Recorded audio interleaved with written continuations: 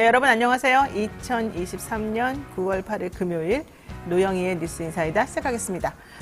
또 벌써 한 주가 지나가고 또 주말을 향해 달려가니 마음이 좀 좋습니다. 자, 여러분의 인간 소화제 오늘 얼마나 또 시원하게 소화제 노릇을 할지 한번 지켜봐 주시고요. 오늘 방송 내용 간단히 말씀드리겠습니다. 뉴스픽 시간에 이진하 기자 준비되어 있습니다.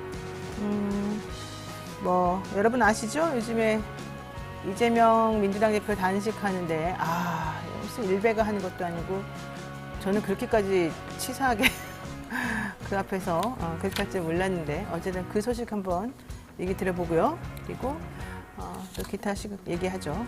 그리고 대담한 대담 시간에는요.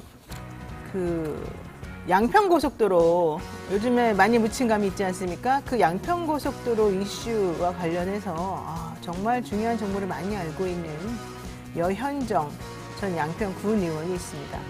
이 양평군 의원이 그런데 그러한 얘기를 했다는 것 때문이겠죠. 이거 그냥 저의 추측입니다만 어쨌든 제명을 당했습니다. 왜 어떻게 이럴 수가 있는가? 또 무슨 일이 벌어졌었는가? 정말로 해서는 안 될 말을 했던 것인가? 지금 현재 양평고속도로 상황은 어떻게 되고 있는 것인가? 이런 것들을 한번 얘기를 해봐야 될 것 같아요. 사실 저의 지인이 양평군 강상면에 뭘 샀더라고요. 저를 지난번에 만나가지고 야 뭐냐 이거 이러면서 막 하소연을 하는데 또 그렇게 볼 수도 있으려나? 이런 생각도 좀 살짝 들긴 들었어요. 그래서 좀 아주 객관적인 시각으로 정말 무슨 일이 벌어지고 있는지 무엇이 옳은 것인지 얘기를 한번 나누겠습니다. 그리고요 여러분 또 좋아하는 우리 쇼미더미신 코너 마지막으로 쇼미더미신 코너 한 주간 여론 한번 살펴보도록 하겠습니다. 자, 생방송 중에 궁금한 점 있으면 언제든 댓글 남겨주시고요. 노영의 뉴스 인사이다 본격적으로 시작해보겠습니다.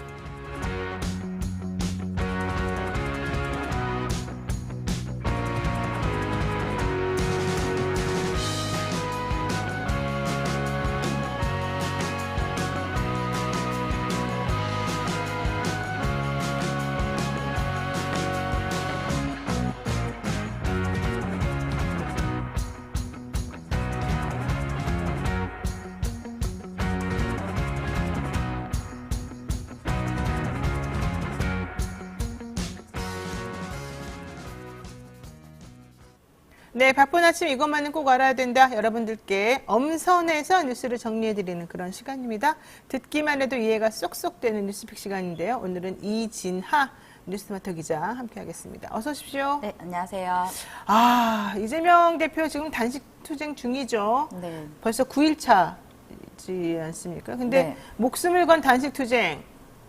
여기 대해서 지금 여당 의원들의 태도가 상당히 비인간적이다. 특히 예전에 세월호 사태가 났을 때 일베들이 그 앞에서 먹방하면서 막 비아냥거리고 사람의 목숨을 조롱하던 그때가 연상이 됩니다. 근데 이번에 여당 의원들은 니네들한테 출구 전략을 알려줄게 이러면서 지금 사람을 이렇게까지 비아냥거리고 지금 이러는데 과연 이게 국회의원으로서 품위 있는 행동인가?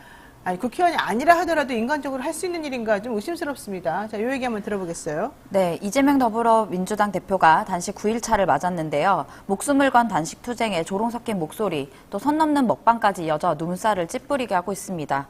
더불어 9일인 내일 이 대표가 쌍방울 그룹의 불법 대북 송금 의혹 관련해서 수원지방검찰청에 출석하게 되는데요. 올해만 5번째 피의자 조사입니다. 일단 단식장 옆에서 그 먹방 관련해서 좀 더 이야기를 드리면요. 정부 여당인 국민의힘이 오는 8일, 오늘이죠. 네, 국회에서 수산물 판촉 행사를 진행할 예정이라고 했는데요. 행사장 위치는 이재명 대표의 단식장 근처입니다. 이 행사를 주최한 것은 국민의힘 우리바다 지키기 TF위원인 안병길 의원인데요. 안병길 의원은 7일 어제 자신의 페이스북에 이 대표를 향해 단식 출구 전략 하나를 드리겠다. 민망해하지 말고 행사장에 들러서 고등어와 전복을 드시기 바란다. 이렇게 글을 썼는데요. 이 행사를 좀 더 살펴봤더니 이 행사는 이 대표가 단식에 들어가기 사흘 전에 시식회로 마련이 됐었지만 이 대표의 단식을 고려해서 TF위원장인 성일종 의원이 판촉 행사로 변경을 했다라고 하는데 이게 과연 정말 배려를 한 것인지 좀 의심이 드는 대목이고요. 또 안병길 의원의 페이스북을 제가 오늘도 아침에 네. 확인을 해봤더니 그 내용은 삭제되어 있습니다. 현재. 아니 솔직히 말해서 국회의원, 여당 국회의원이 아무리 우리 바다 지키기 TF라 하더라도 야당 대표가 지금 9일째 단식하고 있는데 그 앞에서 당신에게 출구 전략을 알려주겠다. 나한테 고마워해라. 그냥 은근슬쩍 묻어서 이 기회에 와서 이거 좀 먹고 단식 풀어라. 이런 말을 할 수가 있는 거예요? 정말 인간으로서 할 수 있는 거예요, 그 사람? 저는 정말 이해가 안 갑니다. 안병길이라는 사람이 누군지 제가 사실 몰랐는데 그래서 살펴봤습니다. 21대에 처음으로 국회의원이 된 사람이더군요. 경상남도 진주시 출생이고 1962년에 태어난 것으로 나와 있습니다. 네. 부산광역시 동구에 살고 있는 사람이고 국민의힘 원내 부대표군요. 자, 이 사람 땅 투기 의혹도 있었고 후쿠시마 원전 오염수를 원전 처리수로 바꿔야 된다 명칭화를 하기도 했고요. 원전 의혹은 전부 다 가짜뉴스다 이렇게 규정하기도 했습니다. 그리고 윤석열 대통령 일본 사죄 인터뷰 억지 주장 논란도 있었고요. 이번에는 이재명 대표 단식 조롱 논란으로 지금 이 경력, 국회의원으로서 경력을 이렇게 만들어 나가고 있는 분입니다. 중요한 건 이 사람이 단식 출구 전략 하나 드린다. 민망해 하지 말고 행사에 들러서 고등어와 전복을 먹어라. 민망해 하지 말고 행사장에 들러서 고등어와 전복을 먹어라. 이게 바로 9일째 단식하고 있는 야당 대표에 대해서 여당 국회의원이 한 말입니다. 이 사람뿐만이 아니라 김기현 대표도 솔직히 말해가지고 지금 같은 취지의 태도를 취하고 있죠. 네, 뭐라고 했습니까? 네, 김기현 대표가 어제 부산 행사를 참석해서 기자들을 만났는데요. 그때 이 대표를 만나서 단식 중단을 권유할 생각이 없냐 이렇게 물었더니 지금 단식하고 계시는 거냐 잘 모르겠다 이런 식으로 이제 조롱 섞인 대답을 했고요. 또 김성태 전 의원은 과거에 8일 정도 단식을 했었던 경력이 있는데 이것을 이제 라디오에 나와서 단식 3일만 지나도 오장육부가 다 틀어지고 오만상이 다 찌그러지게 되는데 아무리 이 대표가 타고난 정신력이 좋다고 해도 그렇게 영화를 관람하고 행사에 다 참석할 수 있는지 모르겠다. 단식을 희화화하지 말고 이쯤에서 끝내라 이렇게 촉구를 하기도 했습니다. 아니 무슨 단식을 희화화한다는 거예요? 김성태 의원 본인이 예전에 드루킹 특검하게 해달라고 하면서 그때 들어놓고 난리 쳤을 때 여당은 그 당시 여당이었던 우원식 대표가 가가지고 제발 그러지 말아라. 그러다 당신 큰일 난다. 이러면서 드루킹 특검 오케이 해줬던 거 기억 안 나십니까? 근데 어떻게 이런 말을 하십니까? 이분은 진짜 본인이 해본 사람으로서. 그러면서 네. 지금 이 주제는, 이 얘기하고 있는 거는 결과적으로는 뒤에서 몰래 단식하지 않고 뭐 먹으면서 지금 당신이 이렇게 장난치듯이 단식하고 있지 않느냐 이 얘기를 하는 거잖아요. 네, 사실 그 아까 말씀하셨던 안병길 의원의 페이스북도 제가 오늘 찾아보니까 여당 의원들이 대체적으로 뭐 단식이 왜 퇴근을 하는 거냐 이런 식의 조롱 섞인 그런 게시물도 있었고요.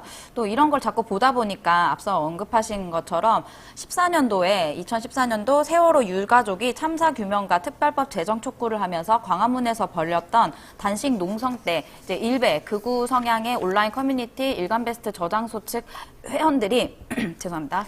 네, 치킨, 라면 등을 무료로 제공하는 먹거리 집회를 열어서 눈살을 찌푸리게 했었는데요. 근데 이것뿐만이 아니라 단식 옆에서 하는 먹방이 유구한 역사가 있다고 해서 제가 좀 찾아봤더니 네. 1983년에 제5공화국 당시의 야인이었던 김영삼 전 대통령이 정치활동 규제 해제와 대통령 직선제 개헌 요구를 위한 단식 투쟁에 들어갔을 때의 일입니다.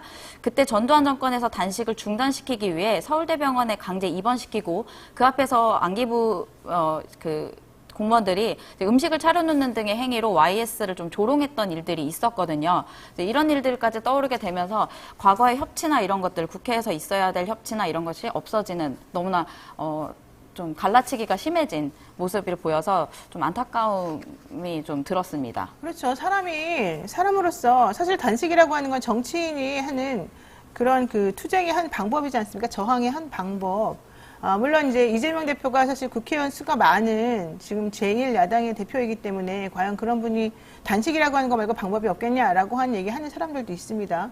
하지만 그것과 별개로 지금 9일째 단식하고 있는 사람 앞에서 그런 식으로 조롱하고 희화하고 이게 도대체 무슨 짓인지를 모르겠어요. 게다가 김기현 대표는 본인이 당대표면서 여당의 당대표면서 겉으로라도, 속으로는 아닐지언정 겉으로라도 제발 당신 건강을 생각하십시오. 우리가 한번 다시 방법을 찾아봅시다. 이렇게 하는 게 기본적으로 인간적인 도리 아니에요? 근데 그런 것도 안 하면서 정말 이해가 안 가고요. 박용진 의원도 전 한마디 하겠습니다. 민주당 박용진 의원.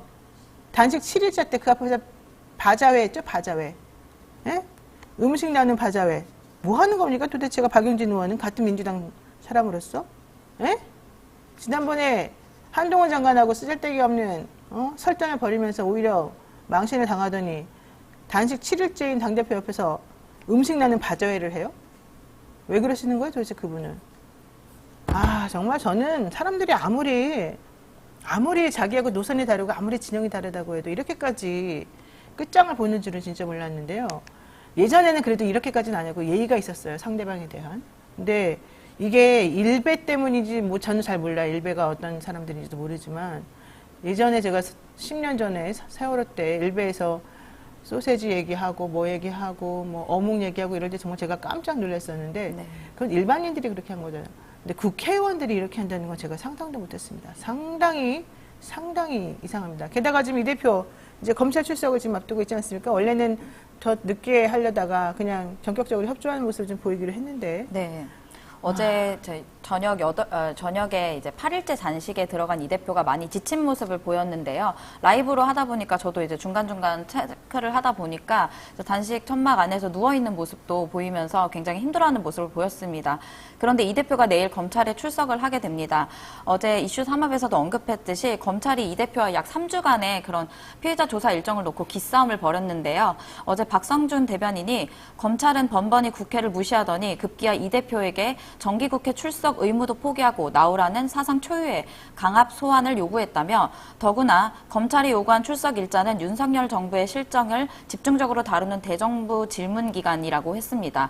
또 이어서 헌법이 규정한 의정 활동을 부정하는 검찰의 반헌법적 행태에 깊은 유감을 표한다고 입장을 밝혔습니다. 네, 자 조사 잘 받으시고요. 현실적으로 이렇게 하다가 진짜 몸이 남아나지 않는 거 확실해요. 제가 가봤었잖아요, 며칠 전에. 그냥 말씀을 잘 못해요. 근데 물론 그 당시에는 5일차여서 지금보다 훨씬 나았긴 했는데, 아까 김성태 의원이 오장육부가 뒤틀리고 말하기 힘들다. 그렇게 하고 있어요, 지금 현재. 예? 남의 일이라고 이렇게 함부로 얘기하시는 거 아니다. 이 얘기 하고요. 방법을 한번 다 모색해서, 이런 일은 더 이상 벌어지지 않았으면 좋겠다는 게 생각입니다. 자, 두 번째 이슈 보겠습니다. 뉴스타파 지금 난리가 났군요. 네, 계속해서 뉴스타파에 대한 그 보도에 대한 맹공이 이어지고 있는데요. 김만배 씨가 지난 대선 직전에 윤석열 검사가 부산저축은행 대출 브로커 조우영 씨를 봐줬다라고 말했던 뉴스타파의 보도에 대가성 논란과 관련돼 이제 국민의힘이 민주공화국을 파괴하고 하는 쿠데타 시도로서 사형에 처해야 할 만큼 국가 반역죄 이런 식으로 이제 공세 수위를 좀 높이고 있습니다. 특히 강한 어조로 내고 있는 김기현 대표를 향해서 일각에서는 총선 전 존재감을 위한 것이 아니냐 이런 또 분석도 나오고 있는데요. 뭐 김 대표는 일단 뉴스타파 보도를 언급한 다른 이제 그 매체들을 언급하면서 MBC의 침묵, KBS, YTN에 대해서도 사과를 해야 된다, 해명을 해라 이렇게 밝히고 있는데요. 이건 좀 언론 탄압의 좀 모습도 보이고 있다고 저는 생각을 하고 있습니다. 그렇게 하라고 하기 이전에 먼저 밝혀야 되는 거 아닙니까? 진짜 그게 가짜 뉴스인지 아닌지를. 첫 번째 중요한 건 그게 가짜 뉴스인지 아닌지. 두 번째, 가짜 뉴스이든 아니든 그게 중요한 게 아니고 언론에서 보도를 할 때는 그것이 가짜가 아니라고 믿을 만한 어떤 근거가 있으면은 명예훼손이든 뭐든 그런 것들이 다 조각이 돼. 위법성 조각 사유라고 하는 게 있어요, 형법에. 그 사유에 해당이 되는지 봐야 되는 것이고요. 더 중요한 건 이 매체들이 했던 거는 기본적으로 김만배 씨가 육성으로 한 인터뷰를 보도해 준 것밖에 없는 거예요. 여기에 개인적으로 어떤 뭐 얘기를 가미해가지고 사람들에게 가짜를 뭔가를 이렇게 일부러 호도하고 그런 게 있었나요? 지금 김만배 씨에게 물어보니 그렇지 않다. 네. 나는 가짜를 말한 적이 없다라고 부인을 한 걸로 지금 얘기가 되고 있고요. 신학림 씨도 마찬가지로 그렇지 않다라고 지금 얘기를 하고 있지 않습니까? 물론 거기서 의심스럽다고 얘기해야 되는 것 중에 하나는 김만배 씨와 신학림 씨 사이에 주고받은 1억 6,500이라고 하는 돈이죠. 근데 지금 신학림 씨는 내가 인맥과 관련된 이 대한민국을 좌지우지하는 사람들의 인맥과 관련된 책을 3권을 썼고 그 3권에 대해서 판권을 넘긴 것이다. 이제 이런 주장을 하고 있는데 이제 타이밍상 또 내지는 언론사에 종사하는 사람과 언론에 종사하는 사람하고 인터뷰하는 사람 사이에 부적절하게 내지는 부적절해 보이게 그 타임에 그런 돈이 오고 간 것 자체는 사실은 쭉 저하 보이지는 않습니다. 그렇지만 그것과 별개로 정말로 그 내용이 가짜인지 아닌지를 확인하는 작업이 먼저 필요한 건데 이제 무조건적으로 그 뉴스는 원래 가짜였고 대선을 위해서 일부러 조작한 거다. 지금 이렇게 얘기하는 거잖아요. 뉴스타파를 그리고 뭐라고요? 없애버려야 된다고요? 민주공화국을 파괴하는 구테타 시도, 반역죄, 국가 반역죄. 야, 이게 정말 말들을 함부로 하는군요. 말씀하신 것처럼 사실 이게 확인이 정확히 되지 않았어도 언론에서는 이제 공익을 위해서 보도할 의무가 또 있거든요. 그런데 이제 김기현 대표가 이렇게 강한 어조로 말하니까 앞서 어제도 말씀하셨는데 이제 JTBC에서 지난 6일날 이제 왜곡된 보도를 하게 된 점 시청자 여러분께 사과드린다라고 했는데 어제는 MBC 뉴스데스크에서도 결과적으로 같은 입장을 보였습니다. 메인 뉴스 앵커가 보도 말미에 뉴스타파는 김 씨의 발언 일부를 생략하고 편집한 상태로 보도했다. 녹취록 원문 제공을 거부당한 상황에서 김 씨의 발언을 그대로 전달하는 데 한계가 있었고 결과적으로 시청자들에게 혼선을 일으켰으며 현재 경위를 파악하고 있다라고 합니다. MBC, KBS, YTN, JTBC 지금 난리들이 났습니다. JTBC 제일 먼저 발빠르게 사과를 했고 그러고 나니까 MBC랑 KBS에 남아있는 일단의 세력들이 또 우리는 왜 사과 안 하냐라고 했다는 거죠. 그래서 결국 또 사과가 이루어졌다는 건데 그거보다도 저는 제가 봤을 때 무엇이 진실인지 아닌지 이런 것들을 확인할 수 있는 기회가 먼저 주어지는 게 필요하지 않을까 생각이 듭니다. 자, 뉴스타파 입장은 정확히 뭡니까? 네, 뉴스타파는 해당 녹음 파일이 당시 대선 핵심 쟁점 중에 하나로 떠오른 대장동 사건에 관한 중요한 정보를 담고 있다고 판단해서 국민의 알 권리를 위해 보도를 결정했고 이 결정 과정에서 신학님 씨에 전혀 개입하지 않았다라고 이제 한 번 더 강조했고요. 취재진의 촉박한 일정 속에서도 최대한 사실 확인을 위한 노력의 결과를 통해서 이제 그 보도를 하게 됐다라고 설명하면서 끝으로 윤석열 정부의 탄압에 당당히 맞서겠다고 뜻을 밝히기도 했습니다. 네, 뉴스타파가 그동안에 했던 뉴스들, 보도했던 내용들 중에 사실이 아닌 것으로 밝혀진 게 사실은 또 있었는지 그 부분도 좀 확인을 해봐야 됩니다. 사실은 그 윤석열 대통령이 대통령 되기 전에 검찰총장 국회에서 청문회 할 때 뉴스타파가 이 녹음을 하나 깠어요. 공개를 했어요. 그걸 보고서 사실은 그 당시 민주당을 지지하는 수많은 사람들이나 윤석열 당시 총장 후보자를 지지했던 사람들이 뉴스타파가 또 가짜뉴스 퍼뜨리는 거냐 이러면서 그때 당시에 조금 말들이 많았었죠. 하지만 결과적으로 그때 뉴스타파가 했던 보도는 사실인 것으로 좀 그 위에 드러났고요. 그것뿐만 아니라 수많은 것들이 사실은 뉴스타파에 의해서 보도된 것들이 되게 많았거든요. 아마 그런 것들이 이번 정부나 여당 쪽에서는 매우 불쾌하고 기분 나빴을 것인다 이렇게 좀 생각은 듭니다만은 진짜 가짜뉴스인지 아닌지 확인하고 이번에야말로 제대로 하는 게 필요할 것 같고요. 그걸 확인하기 위해서 뭘 해야 되겠습니까? 결과적으로는 특검을 할 수밖에 없다. 지금 이게 여론인 것 같습니다. 네, 자 이진아 기자 오늘 수고 많으셨어요. 네, 감사합니다. 네, 생방송 댓글 참여 계속해서 부탁드리고요. 잠시 후 저는 대담한 대담으로 돌아오겠습니다.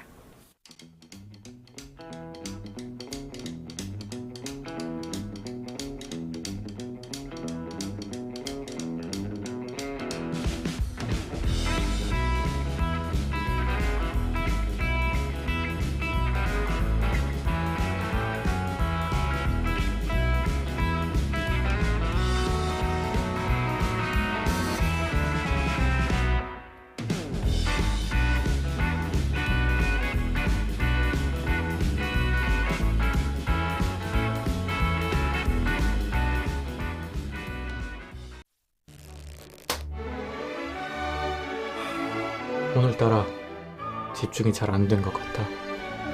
모름지기 공부는 깨끗한 책상에서 해야 잘 되는데.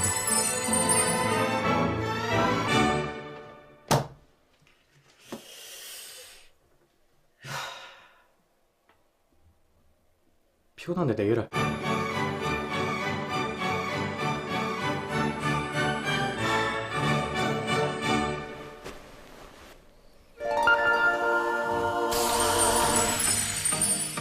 걱정 마세요.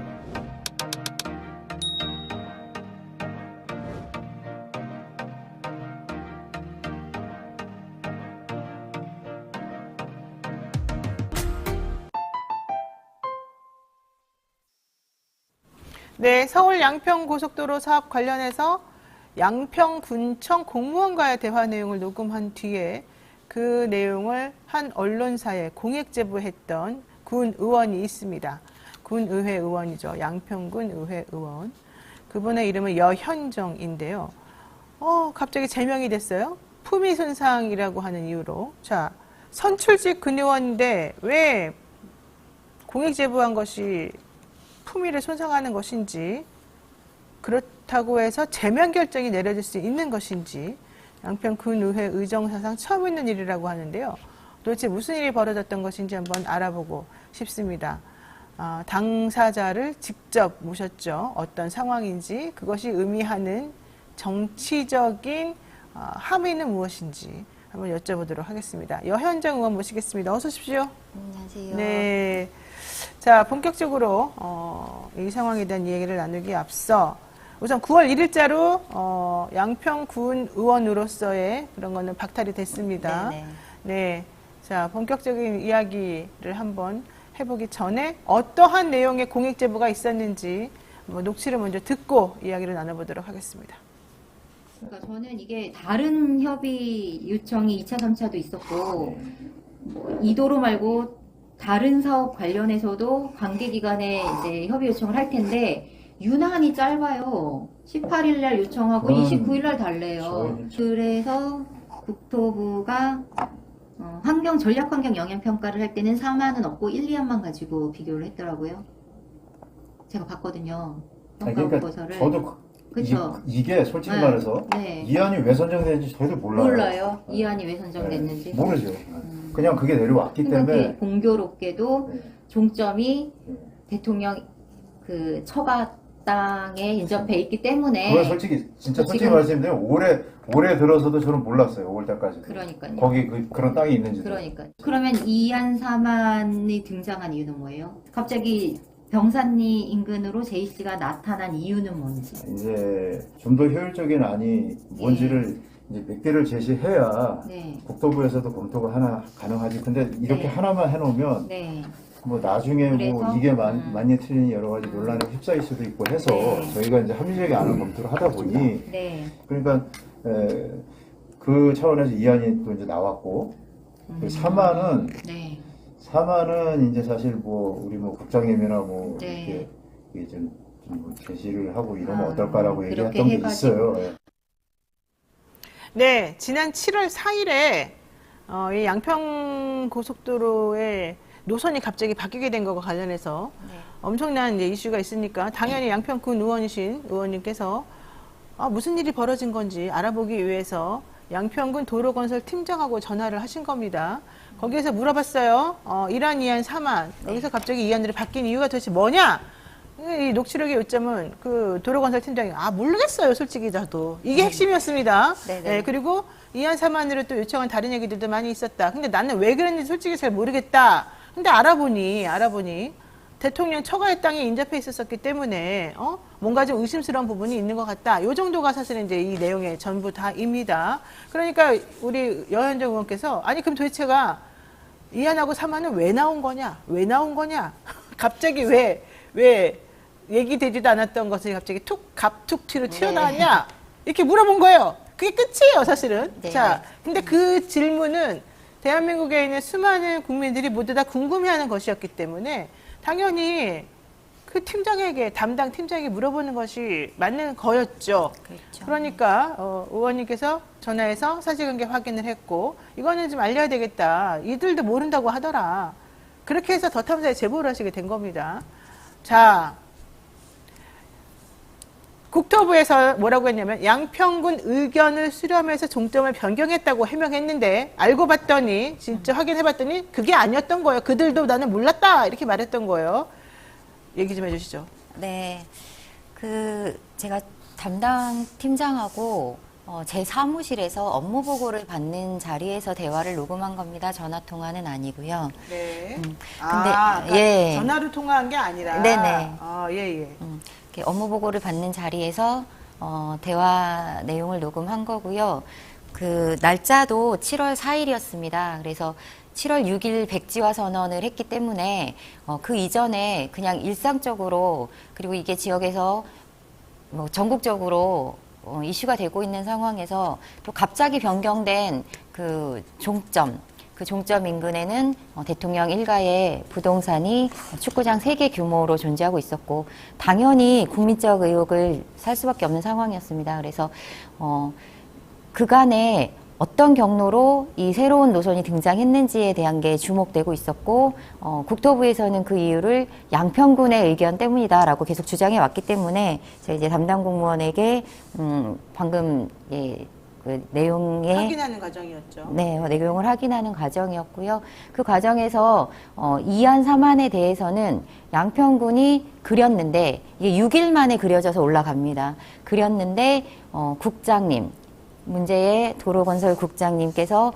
한번 해보면 어떻겠냐라는 이야기도 있었고, 특히나 이제 3안 같은 경우는 별 의미도 없고 그 이후에도 이 노선이 검토되지조차 않는 안이었는데 그 국장님에 의해서 등장했다라는 사실, 그리고 그 종점 변경안인 2안에 대해서도 뭐 국장님이나 과장님하고 같이 한번 그려봤다, 이런 답변이 나왔습니다. 그리고 이런 의견을 제시하는 과정에서 주민들의 의견 수렴이 전혀 없었다라는 내용도 포함되어 있었고요. 가장 중요한 거는 올해 5월 공식 발표가 될 때까지 저랑 대화했던 담당 팀장조차도 사실은 이게 왜 나왔는지 모르겠어요 라는 답변도 있었고요. 그래서 많은 그 의혹을 해결할 수 있는 좀 키가 담겨 있다라는 생각이 들어서 제가 언론사에 제보를 한 겁니다. 그게 이제 품위 유지를 네, 품위를 손상하고 품위 유지 의무를 위반했다라는 이유로 징계 이유가 되어 있었더라고요.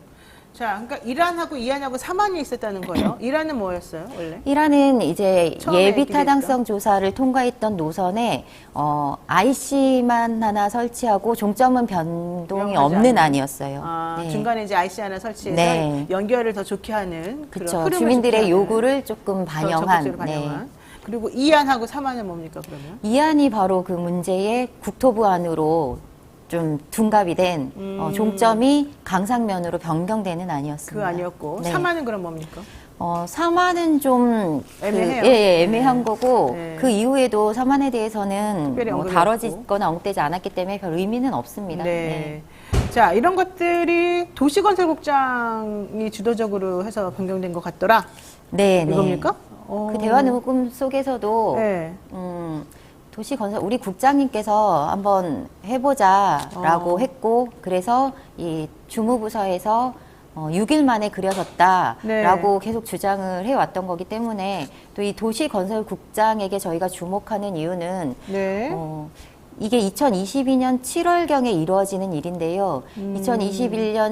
22년 7월 1일에 정권이 민주당에서 국민의힘으로 양평군이 바뀌면서 이런 일련의 이상한 일들이 벌어집니다. 그 중에 하나가 이 도시건설국장이 그 전진성 군수 취임 6일 만에 갑자기 원포인트 승진을 합니다. 과장에서 국장으로. 네. 근데 이게 중요한 건 이 네. 안철영 국장이 2021년 겨울에 그 공흥지구 문제 때문에 또 양평이 한참 시끄러웠던 적이 있습니다. 공흥지구, 그 네네. 바로 대통령 장모 네. 최은순 씨가 개발 사업을 해서 막대한 수익을 올렸다는. 맞습니다. 근데 그 과정 중에 엄청난 특혜가 있었다라고 그렇죠. 얘기되어지는. 맞습니다. 그 공흥지구 그 공흥지구 사건으로 당시 수사 중에 있었습니다. 왜냐하면 사업 시한을 불법으로 연장해주고 아까 말씀하신 특혜라는 것이 그 100억이 넘는 개발 수익을 남겼음에도 개발 부담금을 한 푼도 내지 않았던 그 초유의 이 부동산 특혜 사건이었거든요.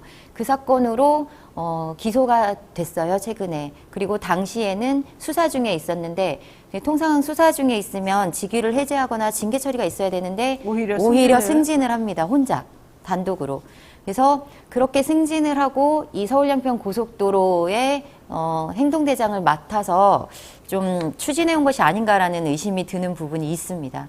그 그런데 문제의 국장. 네, 예. 그 과정에 또 윤석열 대통령의 처남은 사문서 위조 등의 범죄 혐의로 네, 지금 기소가 되어 기소가 있습니다. 되어 있는 상황인 거죠.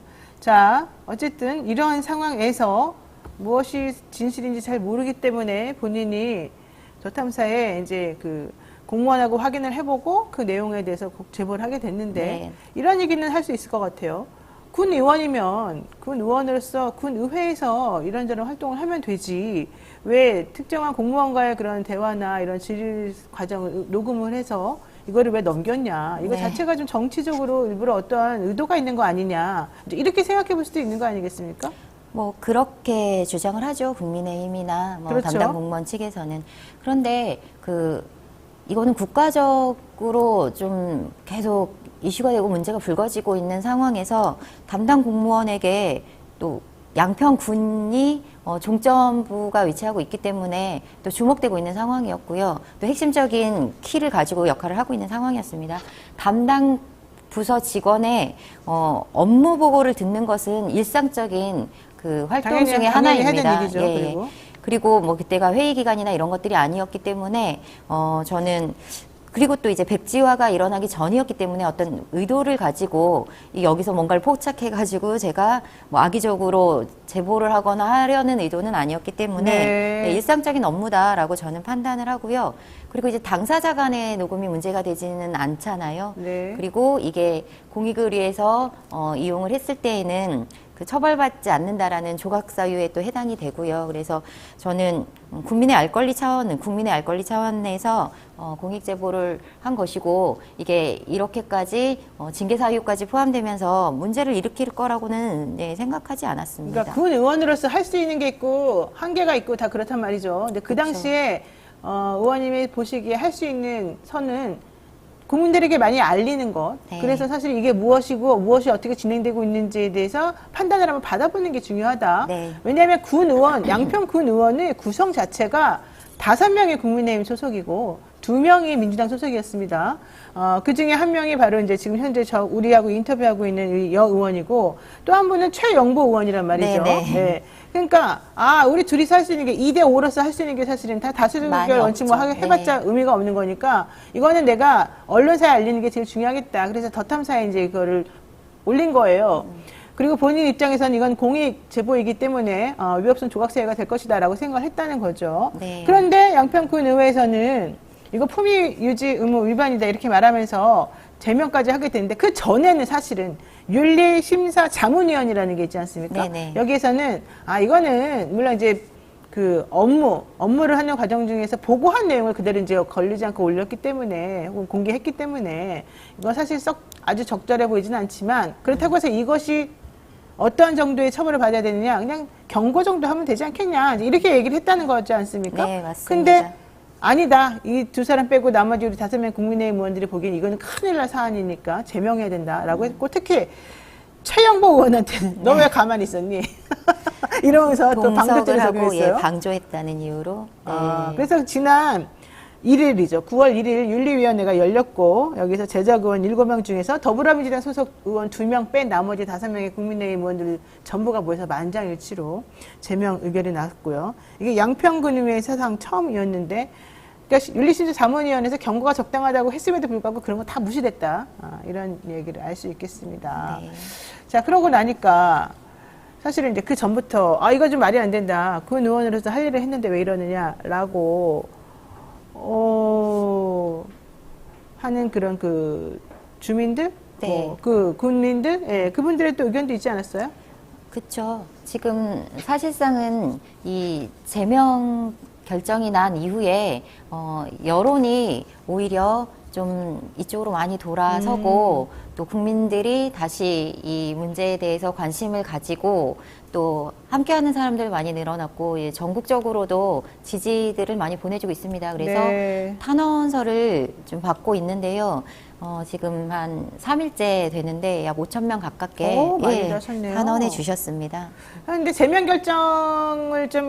결정이라고 하는 거 힘을 실어주기 위한 또 작업도 사실 있었던 것으로 보여져요. 그렇죠. 예, 그러니까 의원님이나 이런 분의 의견을 반대하는 네. 뭐 망미 1, 2 주민들 망미 이분들은 일리. 이제 네. 제명해야 된다 이런 성명도 네. 발표했고요. 또 공무원 노조에서도 네. 왜 우리가 업무 보고한 걸 이렇게 사적으로 사용했냐 뭐 이런 네. 얘기했어요. 근데 여기서 말하는 사적이라고 하는 거는 좀 타당하지 않은 것 같다 이런 얘기였죠. 네. 자 어쨌든 서로 간에 지금 공교롭게 뭔가 일이 벌어지고 있어서 이거는 국민들이 한번 판단해보는 것이 맞을 것 같습니다만 의원님께서 지금 법적으로 뭔가 절차를 밟고 계시는 거죠?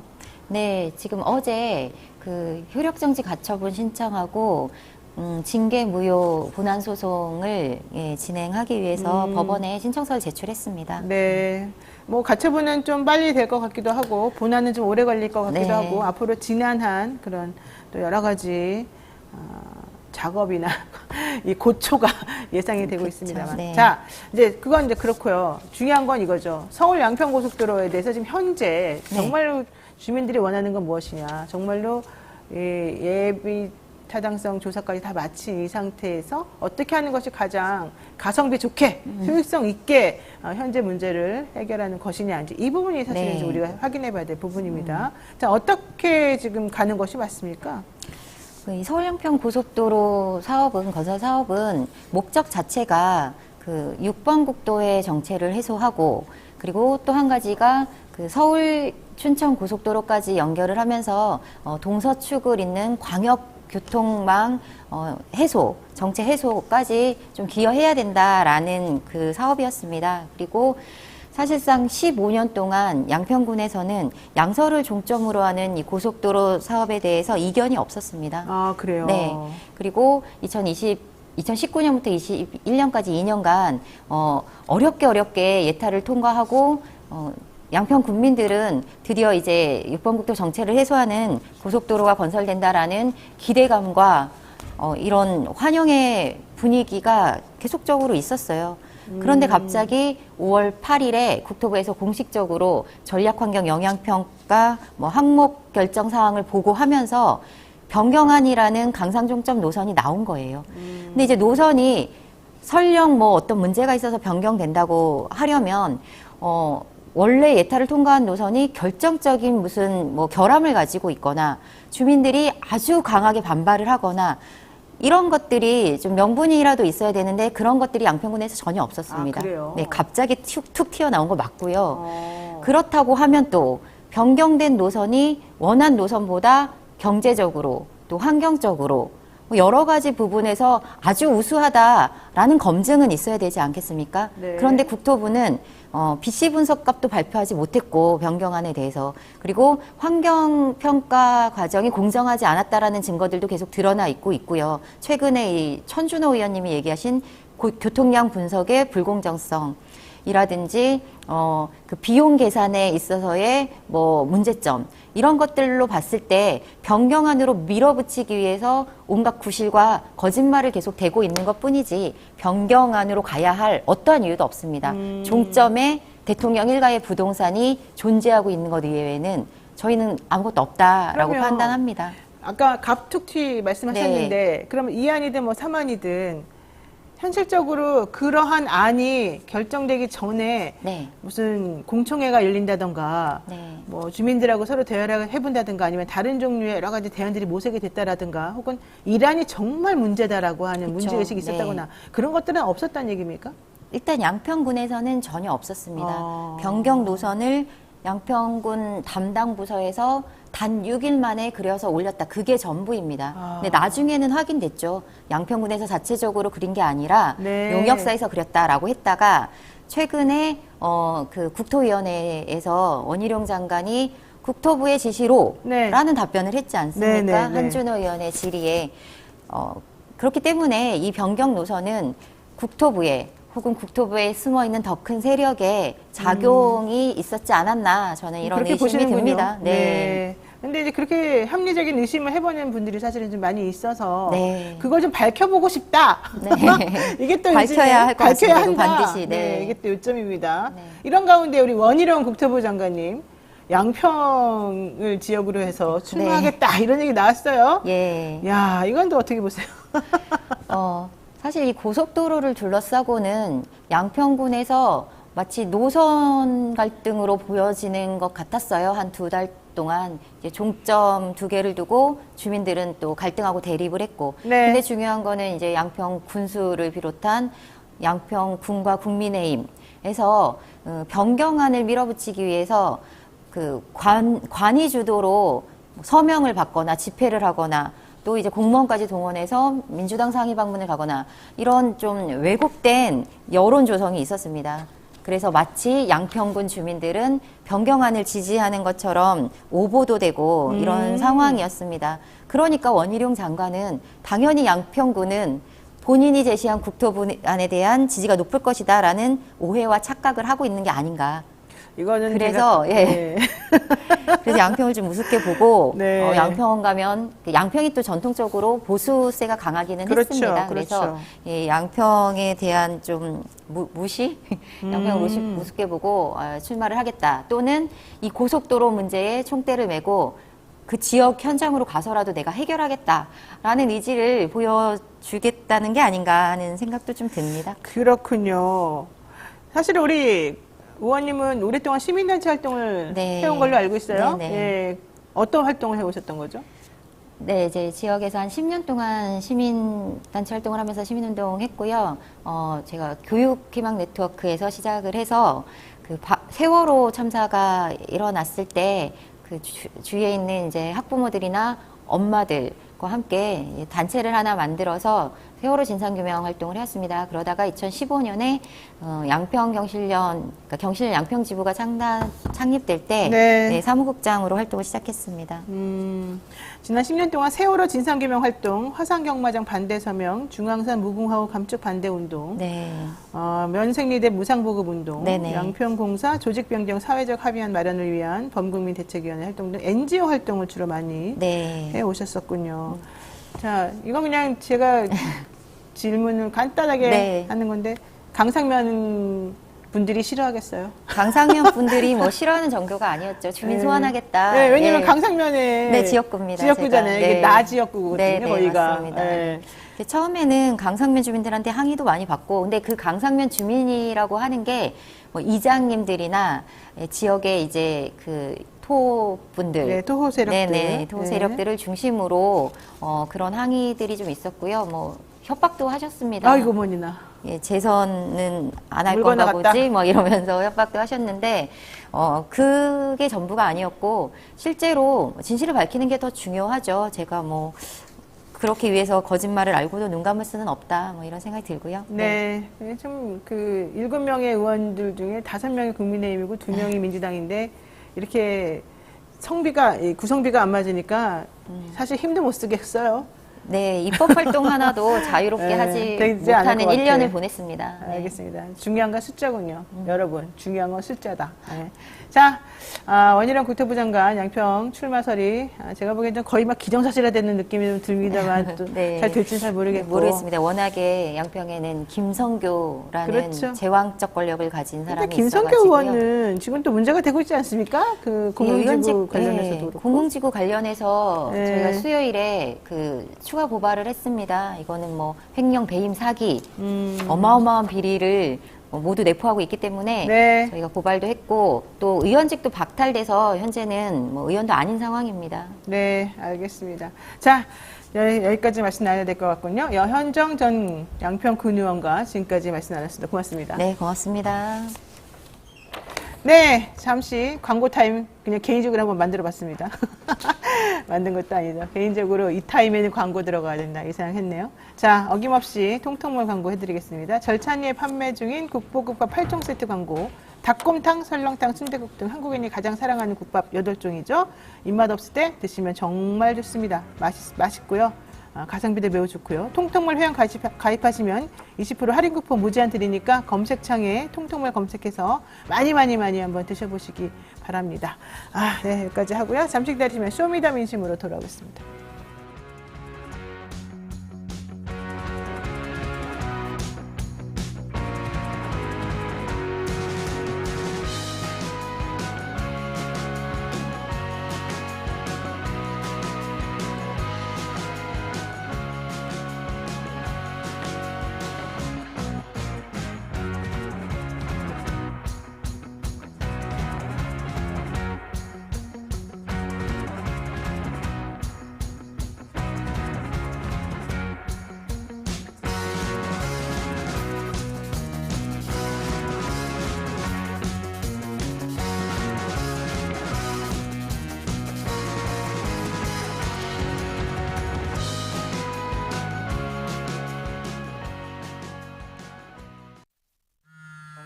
벌칙 대상 행위, 금융위는 여보세요? 결과 발견된 뭐 맨날 똑같지. 형사 벌칙 시간 없어. 대상이 되는 행보여야 함. 나 시험 한 달밖에 안 남았어. 조사 규정 4조고요. 시정명령. 문제는 또 언제 조사 푸냐. 규정 제27조입니다.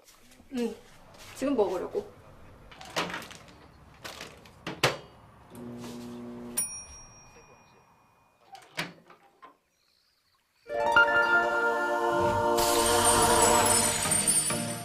걱정 마세요.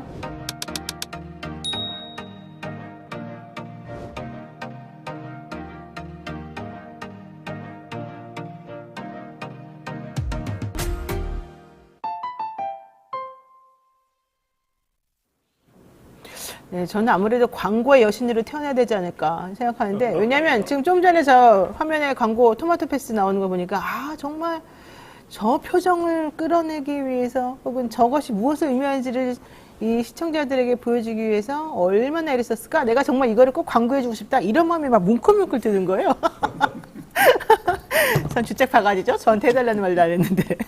자, 여담은 여기까지 하고요. 매주 금요일 날 여론조사를 통해서 민심을 알아보는 쇼미더 민심 코너 시작하겠습니다. 한 주 동안의 민심이 어떻게 나왔을까? 배종찬 인사이트 K 연구소장 그리고 이승형 본부장 모시겠습니다. 두 분 어서 오십시오. 안녕하세요. 안녕하십니까. 네. 요즘 싱숭생숭 하지 않습니까? 어수선하죠. 좀 어수선하죠? 아, 왜 그렇게 됐죠, 갑자기? 뭐 좀 안정감이 없어요, 솔직히. 아, 정치판만 보면 그렇습니다. 그래요. 아, 우리 본부장님 어떻습니까? 요즘 표정이 안 좋아요.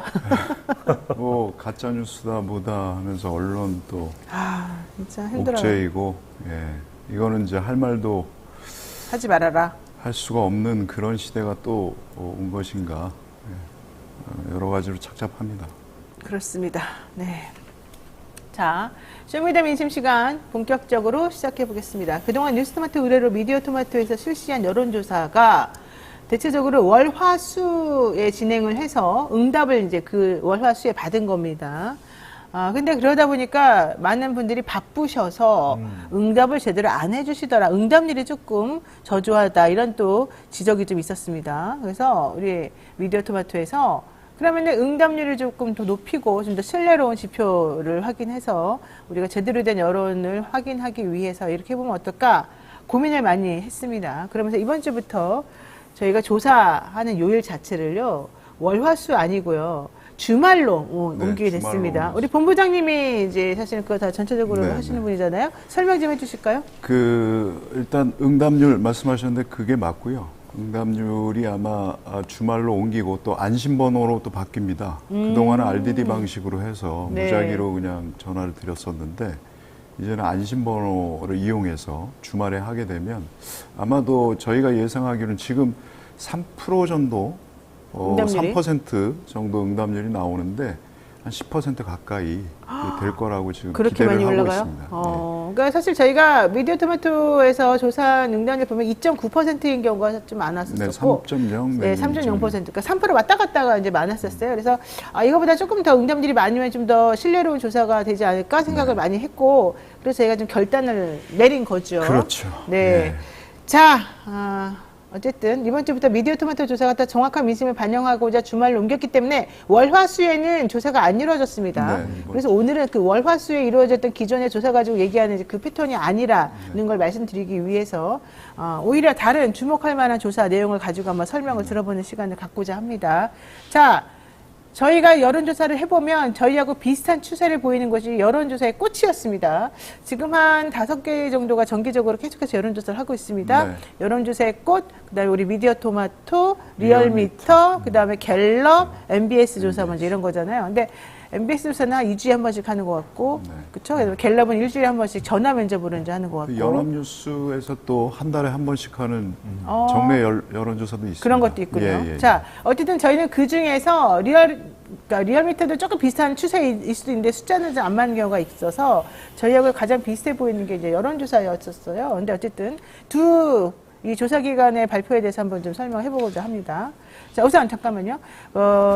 조사 모두 지난 4일에 발표가 됐죠. 여론조사의 꽃은 금토 이틀간 실시했습니다. 1일하고 2일. 또 리얼미터는 8월 28일부터 9월 1일까지 5일 동안 했던 조사였습니다. 자, 대통령 국정 운영 평가에 대한 조사를 어떻게 했는지 먼저 물어보겠습니다. 여론조사 꽃에서는 긍정평가가 33.9%, 부정평가가 64.8% 이렇게 나왔네요. 대통령 국정 운영에 대해서 네네네.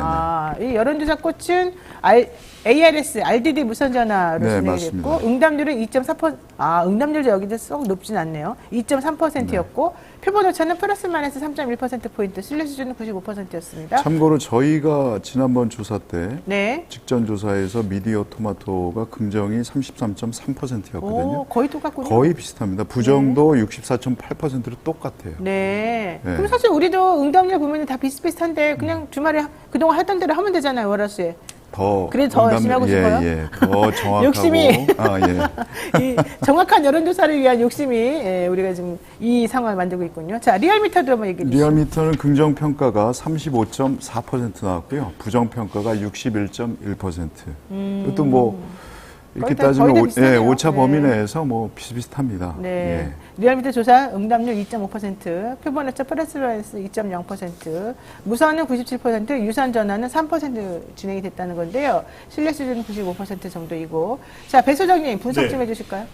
뭐 특별하게 따로 분석할 건 없을 것 같아요. 그러니까 이제 추가로 이제 이따가 소개해 드릴 수 있을 것 같은데 전화 면접 조사도 대통령 지지율은 거의 똑같아요. 아, 그래요? 예. 그러니까 이제 33% 왔다 갔다? 33%입니다. 그러니까 뭐 이건 굳이 우리가 뭐 같은 내용이기 때문에 한국 갤럽과 그렇죠, MBS MBS. 조사에 대해서 이제 한번 노영희 보죠. 예. 진행자가 말씀하셨는데 둘 다 똑같이 33%예요. 진짜 그러네요. 한국갤럽. 미디어 토마토가 33.3 네. 그리고 여론조사 꽃도 33.9%니까 거의 비슷한 거죠. 네. 그럼 무슨 이야기냐면 근데 한국갤럽도 긍정평가가 33% 예. 똑같고. 그래서 이렇게 대통령 지지율이 거의 똑같이 나왔다라는 것은 뭐 이견이 없다. 여론조사마저도 여론도 이견이 없는데 네. 대체로 조금씩 내려간 결과거든요. 그러면 어떤 결과겠느냐?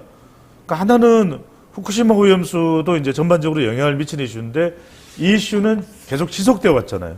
그러면 최근에 대통령의 지지율에 영향을 줬을 만한 변수는 뭐냐면 홍범도죠. 역사 또 이념 전쟁 네. 이 부분이 뭐 큰 폭은 아니지만 중도 보수 그러니까 좀 느슨하게 대통령을 지지하는 쪽에 이 긍정은 떨어뜨려 놓고 네. 부정은 올려놨다. 결과적으로는 홍범도 장군의 이 den서리에 지지율이 내려갔다. 조금이라도 이렇게 봐야 네. 되겠죠. 자, 한국갤럽하고 MBS도 둘 다 전화 면접을 사용했었는데 전화 면접을 하다 보니까 응답률이 높습니다. 그냥 무선으로 혹은 RDD로 그냥 이렇게 전화해서 물어보면 사람들이 자동 응답률이 그냥 끊어버리거든요. 근데 전화 면접하게 되면 아무래도 사람이 이제 대화를 하게 되니까 응답률은 훨씬 높아요. 한국갤럽은 응답률이 14.7%였고요. MBS도 응답률이 14.3%였습니다. 그런데 긍정과 부정의 평가의 수치는 똑같습니다. 한국갤럽이 33, 똑같죠. 부정평가 네. 59%. MBS하고 한국갤럽 조사 결과 똑같아요. 그러네요. 특이하네요. 부정도 똑같고. 게다가 표본오차도 똑같이 수치가. 3.1%포인트, 신뢰 네네. 수준은 95%다 그럼 똑같아. 표본 와, 대단하네. 오차는 이제 샘플 수니까 그런 뭐 지극히 당연한데 네네.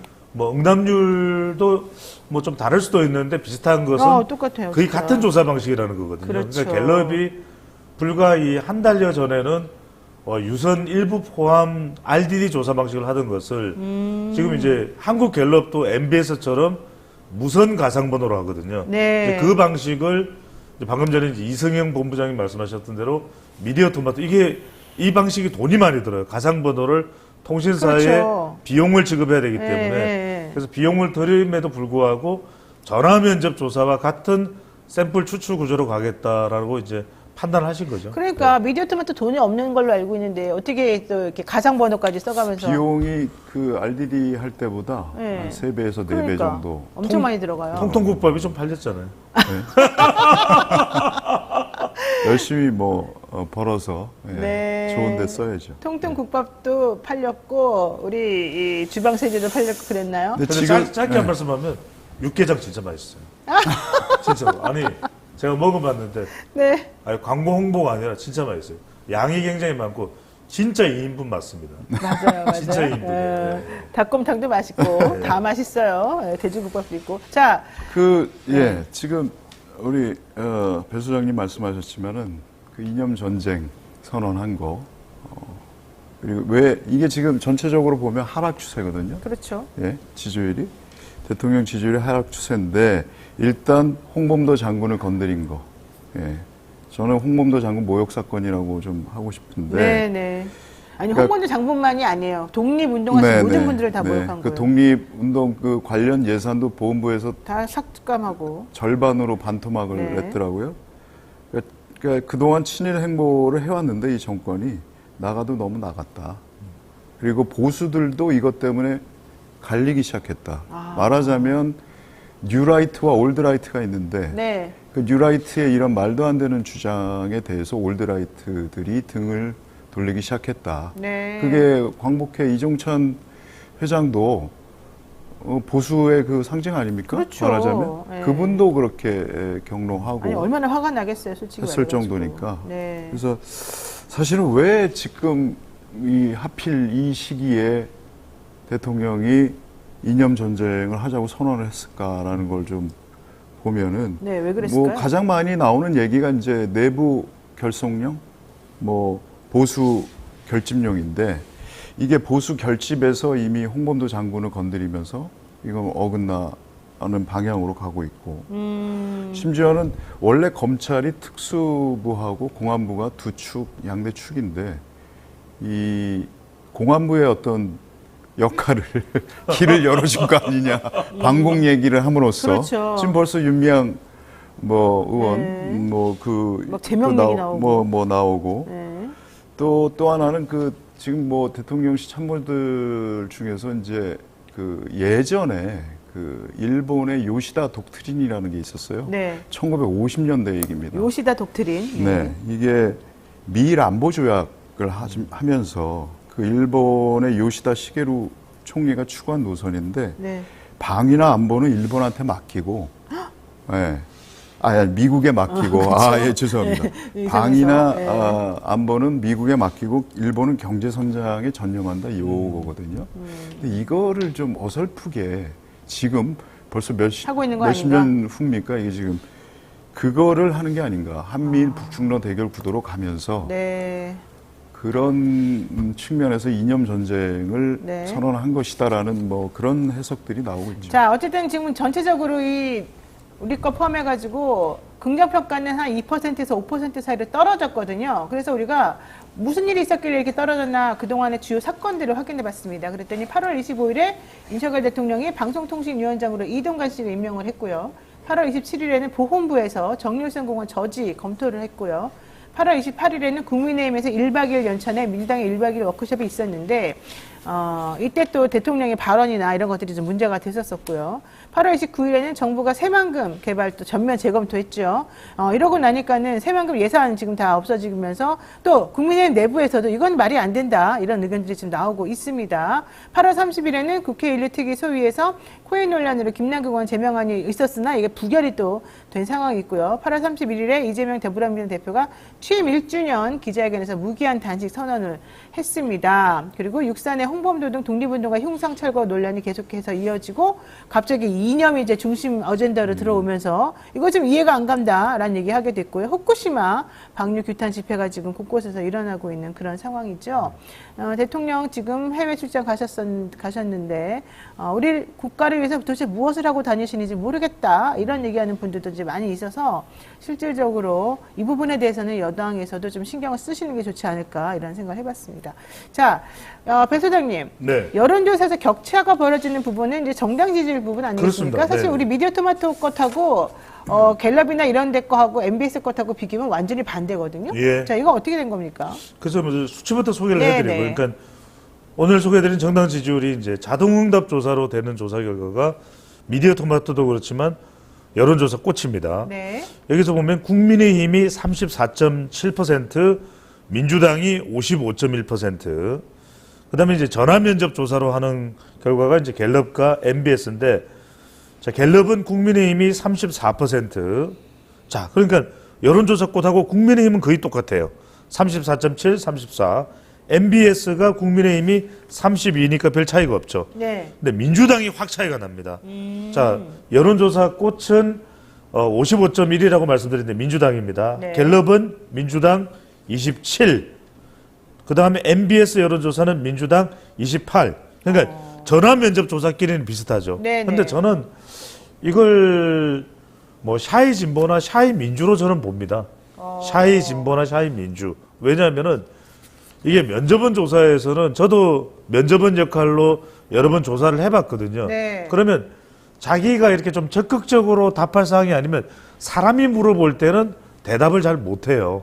그러니까 여론조사 꽃에서 민주당이 55.1이 나온 것은 그러니까 대통령의 부정평가가 고스란히 적극적인 응답자의 특성상 옮겨간 반영이 것이고 된거다? 반영이 됐고, 반면에 갤럽이나 MBS 여론조사를 보면은 샤이 진보, 샤이 민주가 있어서 이들이 대부분 무당층 쪽으로 가 있다.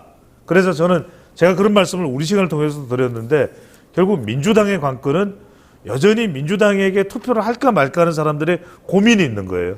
그래서 이재명 대표, 뭐 돈봉투 등등 이게 이제 그런 원인이 될 수 있는데 네. 이게 결과적으로 민주당이 얼마나 지금 전화 면접 조사에서 들어오지 않고 있는 이 무당층들을 적극적으로 지지하게 만드느냐, 이게 핵심이라고 저는 근데 저는 여기서 주목해야 될 게 이거라고 생각해요. 한국갤럽이나 MBS나 리얼미터나 여론조사의 꽃이나 혹은 미디어 토마토 조사나 국민의힘에 대한 정당 지지도는 똑같아요. 그러니까요. 다 34% 왔다 갔다 해요. 예, 그렇죠. 그러니까 민주당에 대한 지지도는 널뛰기를 해요. 우리 거에서는 뭐 55% 왔다 갔다 하는데 갤럽은 20%대란 말이죠. 그런데 국민의힘 거는 다 똑같아요. 이게 정확히 우리 그러니까 지금 샤이 진보 그 네. 얘기예요? 그러니까 전화 면접을 할 경우에는 야당 지지층은 좀 숨는 경향이 있고요. 항상 그렇지. 네, 야당에 대한 네. 건 좀 숨기죠. 자동응답 방식으로 할 경우에는 적극 참여하고 아무래도 좀 그런 게 있고, 이 정부에서는 더 숨죠. 또 하나의 특징이 그렇죠. 말만 하면 좀 무서우니까. 네, 한국 갤럽 같은 경우는 무당층이 꽤 높아요. 예, 전화 면접, 조사에서는? 예, 난 아무도 지지하지 않는다. 네. 근데 이런 자동응답 방식으로 했을 때는 그 무당층의 비율이 한 10%대로 떨어집니다. 무당층이 30%인데 한국 갤럽에서는 미디어 토마토 조사에서는 11에서 12%거든요. 네. 그러니까 그것도 주목할 만한 대목이죠. 그러니까 이제 이럴 수가 있는 거죠. 네. 가령 전화 면접 조사에서 무당층들이 있잖아요. 그러면 무당층들에게는 직접 답하지 말고, 자, 지금부터는 전화 면접 조사지만 무당층 지지하는 정당이 없다는 사람들, 그래도 조금이라도 더 지지하는 정당에 대해서는 버튼을 누르십시오. 이러면 달라질 수도 있을 것 같아요. 그렇게 조사를 하면. 오히려 말로 그렇죠. 하지 않고. 그리고 왜냐하면 이처럼 이제 샤이 민주나 샤이 진보가 존재한다면 처음에는 말로 물어보지만 전화 면접 조사에서 지지하는 정당이 없는데요 라고 하는 사람들한테는 그럼 지금부터는 조금이라도 더 좋아하는 정당에 대해서 버튼을 누르십시오. 1번 뭐 더불어민주당, 2번 국민의힘, 3번 정의당 뭐 이렇게 물어보면 되죠. 버튼을 누르라. 그러면 달라질 수도 있을 자, 것 같아요. 님의 침묵님께서 이렇게 말하네요. 그게 정말 웃기는 거 아니겠습니까? 왜 말을 못합니까? 뭐가 무서워서. 근데 또 좀 다른 것 같습니다. 그래, 자, 실적이 다른 게 짧게만 네. 말씀드리면, 그래서 대선이 끝나고 나면 분명히 지난 대선의 결과는 0.73%포인트잖아요. 근데 이제 요즘 여론조사할 때 지난 대선에 누구에게 투표했느냐 그러면 윤석열이 한 10% 정도 더 많이 나와요. 윤석열 후보에게 투표했다가 10% 정도. 그러니까 그런 사람들이 실제로 그랬을 수도 있는 것이지만 안 했더라도 왠지 그냥 당선된 사람한테 투표했다고 이야기하자, 이런 현상이 나타나게 되는 거죠. 그래요. 예. 자, 내년에 선거를 앞두고 있기 때문에 여론조사가 중요한데 전문가 입장에서 해석하는 방법이나 이런 것 좀 알려주시면 저는 좋겠어요. 그거보다 좀 관전법이랄까요? 네, 관전법. 이제 총선이 다가올수록 여론조사에 이런 말씀도 떠나서 가만 보면 이번 정권이 들어선 이후에 유독 특정 인물에 대한 구학이라고 할까요? 그런 게 많아요. 라이언 일병 구하기처럼. 그렇죠. 임사단장 구하기라고. 그렇죠. 그리고 김태우 강서구청장 있지 않습니까? 네. 거기는 뭐 사면까지 줘가면서. 해주면서 공천을. 그러니까 어저께 거기 강민국 수석대변인 국민의힘 그 얘기가 정말 솔직히 너무 과관이에요. 뭐냐면 대법원이 편향적인 판결을 했다. 예.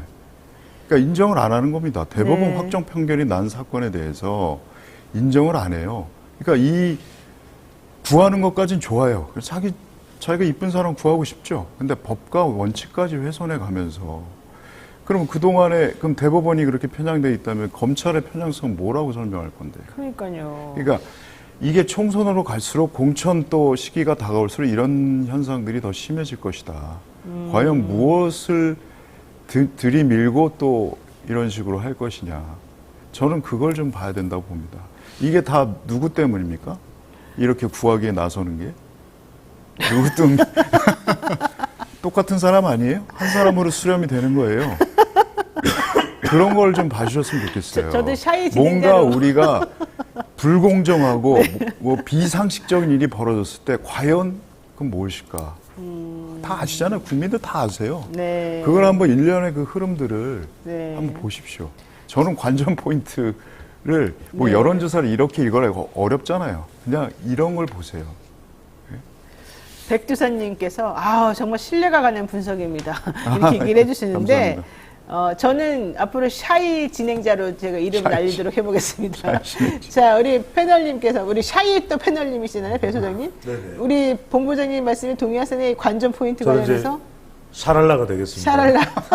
근데 저는 이제 결국은 내년 총선 결과가 모든 것을 말해줄 것 같아요. 그러니까 총선 결과에 따라서 총선 이후부터의 전국 상황이 확 달라질 것 같고, 그래서 저는 총선 결과가 제일 궁금하실 텐데, 저는 좀 더 정확하게 보는 방법은 투표 적극성입니다. 그러니까 네. 그냥 단순히 반드시 투표 이게 아니라 정말 쥐어짜듯이 정말 투표할 거야? 아파도 병이 걸려도 투표할 거야? 이렇게 정도로 물어본 그 투표 의향이 과연 어느 정당을 지지하겠다고 하느냐. 네. 이게 상당히 저는 중요한 내년에 선거의 지표가 될 것 같아요. 사실은 맞아요. 예. 그 말이 맞는 것 같아요. 이건 뭐 이제 네. 천기누설 같은 거지만은 실제 이제 공개하지 않는 조사 중에서 미국에서 이제 도입됐던 방법 중에 하나인데, 이건 이제 몇몇 전문가들만 알고 있는데 정확하게 투표 의사를 아주 예리하게 가려낼 수 있는 방법이 있거든요. 네. 한 10개 질문을 통해서 제가 여기서 뭐 공개할 수는 없는데 저작권이 걸려있어. 그러면 거의 투표율을 정확하게 예측을 해요. 연령대별로. 그러면 그것 곱하기 지금 정확하게 정당 지지율을 딱 내면 투표 결과가 예측이 돼요. 그러면 어떻게 되겠다가 딱 나오거든요. 그렇군요. 예. 그러니까 제일 중요한 건 지금 뭐 전화 오는 거에 대답하는 것도 중요하고 버튼 누르는 것도 중요하지만 직접 투표 그날 가는 게 중요하거든요. 근데 갈 때까지 사실 뭐 우리가 사르트르의 실존주의도 얘기합니다만 아무리 머릿속으로 생각해봤자 소용이 없어요. 딱 그 타임에 행동을 정확히 하는 게 중요한데 그렇죠. 그걸 얼마나 잘 예측하냐. 이제 이게 제일 관건이라는 거죠. 그렇죠. 적극 투표층이 과연 어떻게 될 것이냐. 양 당에서는 그러니까 본인을 지지하는 사람들이 그냥 나 나가기 싫어 귀찮아 이런 마음을 안 가지게 무조건 나가서 해야지 그러니까 이렇게 마음을 한 갖게 가지 하는 게 예를 중요하다. 들어서 말씀드리면 네. 지난 대선에서 2017년 대선과 비교를 해보면 지난 대선에서 40대가 한 5% 투표소를 안 갔어요. 네. 근데 40대 남녀를 치더라도 40대는 민주당 지지 성향이 강하거든요. 근데 40대의 5% 정도가 투표소를 안 갔단 말이에요. 왜 안 갔을까? 그게 중요한 거네요. 그러니까요. 그러니까 그 5%가 갔더라면 지난 대선 결과가 어떻게 됐을까? 네. 그러니까 중요한 건 투표소를 간 사람들이 어떻게 투표를 하냐, 이게 핵심인 거죠. 그렇겠죠. 네, 자 지금까지 우리 배종찬 소장 그리고 이승현 본부장과 여론조사 관련된 여러 가지 메커니즘 또 현재 지금 정기적으로 여론조사 결과를 발표하고 있는 그런 그 기관들에 대한 분석하는 방법 이런 것들 한번 다 전체적으로 좀 살펴봤습니다. 저희가 이번 주말에 한번 돌려가지고 다음 주 화요일부터 여론조사 보다 정확하게 한번 여러분들께 알려드리는 그런 시간을 한번 가질 테니까 많이 좀 기대를 해주시고요. 자, 잠시 광고 타임 잠깐 한 번 더 하겠습니다. 여러분 요즘에 우리가 30만 돌파 기념으로 경이로운 영심하고 있는 거 아시죠? 경이로운 우리 영친이들의 마음을 한번 좀 확인해 줄 수 있는 그런 시간이 필요합니다. 저희가 그래서 옛날에 쓸 손편지 혹은 엽서 이런 것들을 좀 받고 있습니다. 서울특별시 마포구 합정동 379-10번지 이토마토 빌딩 3층으로 보내주세요. 지금 경이로운 영심 손편지 100일장 이벤트 지금 하고 있고요. 여러분들 잘 모르겠으면 그냥 인터넷에 포털에 이토마토 빌딩 이게 치면 됩니다. 그럼 주소가 나오거든요. 그래서 보내주시면 되겠습니다. 9월 15일까지 9월 15일까지 보내주시기 바라고요. 그래서 여러분들이 보내주시면 저희가 아마 경쟁률이 높지 않을 것 같아요. 그래서 여러분들을 위해서 그냥 다 뿌리겠습니다. 저희들이 굿즈 따로 제작해서 만들었거든요. 그거 여러분들 드릴 테니까 한번 좀 내가 이렇게 너를 응원하고 있어. 너는 나를 믿고 계속해서 하고 싶은 말 해. 이런 의지를 한번 보여주시면 정말 감사할 것 같다 이런 생각하고요. 배 소장님도 할 말이 있죠? 하겠습니까? 네네, 지금 드릴까요? 네. 예, 이제. 아니 그 얘기 말고 어떤 거? 이 경이로운 영심 이벤트 관련해서 경이롭죠. 경이롭죠. 아 진짜 갑자기 갑자기 질문을 하신 것만으로도 경이롭습니다. 여러분들 이 경이로운 이벤트에 네. 참가를 못하시면 안 되니까요. 알았어요. 네네. 네, 우리 본부장님 한번 말씀해 주세요. 저 시청자 여러분 때문에 30만을 넘겼고 이제 32만 될 것 같아요. 좀 네. 있으면 또 금방. 이제 앞으로 40만, 50만 네. 때까지 힘을 응원을 해주십사는 네, 맞습니다. 그런 차원에서 네. 자, 그리고 또 우리를 잘 먹고 잘 살게 해주는 아주 기본적으로 이 시스템을 안정시키게 만드는 통통몰에서 여러 가지 상품들 지금 팔고 있으니까 여러분들 많이 도와주시기 바라고 국보국밥 8종 세트 여러분들 아까 제가 말씀드린 것처럼 여러분들을 위해 만들었으니까 통통몰 인터넷에 검색해서 가입하신 다음에 무궁무진하게 계속해서 주문해 주시기 바라겠습니다. 지금 통통몰 회원 가입하시면 20% 할인 쿠폰 무제한 드리니까 검색하시고 거기에 국보국밥만 있는 건 아닙니다. 많은 제품이 있으니까 한번 확인해서 필요한 것들만 한번 써보시기 바라고요. 자, 여러분들이 또 좋아하는 이 두 분을 위한 쇼미더 영심 시간을 지금부터 갖도록 하겠습니다. 지난주 커뮤니티 설문조사 결과 짚어보고 여러분들이 남겨주신 신박한 댓글도 소개해드리는 그런 시간입니다. 배 소장님 그리고 이승현 본부장님 계속해서 이야기 나눌 수 있는데요. 자, 오늘의 쇼미더 영심의 주제와 여기에 대한 대답 한번 나눠보도록 하겠습니다. 본부장님 질문이 뭐였습니까? 네, 이번에는? 최근에 목소리를 높이고 있는 내는 그 문재인 전 대통령에 대한 평가에 대해서 어떻게 평가하십니까? 네. 라고 했고 2만 1,000명이 넘는 분들이 참여를 해주셨는데요. 가장 많이 나온 답변이 윤석열 정권 폭주에 대한 경고의 메시지 74%. 네. 그리고 국가 원로로서 정치 현안에 대한 조언 16%고요. 또 친문 세력 결집에 정치적 영향력 확대 노렸다. 이게 5%.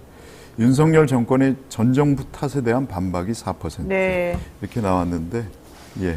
그러니까 문재인 전 대통령이 사실 그동안에 침묵을 지키고 많은 현안들에 대해서 아무 말도 안 하고 있었기 때문에 또 문재인 정부를 좋아했던 사람이거나 문 대통령을 지지했던 분들이 이럴 때 한마디 해줘야 되는 거 아닙니까? 라고 말씀들을 많이 하셨었어요. 근데 그때 당시에 문재인 대통령 측에서는 내가 자꾸 언급하는 거는 옳지 않다. 내가 좀 보겠다. 이제 이랬는데 이제는 더 이상 못 참겠다. 이제 이런 모습을 좀 보이는 것 같아요. 선을 넘으니까요. 자꾸. 그러니까는 건드리면 안 되는 선들이 있잖아요. 윤건영 의원이 좀 조용히 좀 해라 그랬더니 조용히 있게 좀 해달라 이런 얘기도 했지 않습니까? 자, 그 얘기가 이제 사실은 이렇게 또 해석하는 사람도 있어요. 솔직히 말해서 문재인 대통령이 친문파들을 조금 이렇게 총선에 결집시키고 총선에 조금 힘을 실어주려고 하는 거 아니냐 뭐 이런 얘기도 있는데. 그건 제가 그분 성정을 좀 아는. 네, 그거 어때요? 맞아요? 전혀 그렇지 않습니다. 그렇게 계산적인 분이 아닙니다. 그렇군요. 네. 근데 지금 이번엔 너무 화가 나서 참을 수가 없는 정도의 일이군요. 선을 넘었잖아요. 홍범도 장군 건드리고 이런 부분은 그건 국가의 어떤 근본, 국기 이거와 관련이 있기 때문에. 박민식 장관의 발언은 어떻게 보세요? 이번에 사자명예훼손 하시겠다고. 그 이후에 더 확대된 거죠. 그러니까 이제 두 가지인데 하나는 박민식 본부 장관이 그러면은 문재인 전 대통령의 부친이신 거예요. 문용형?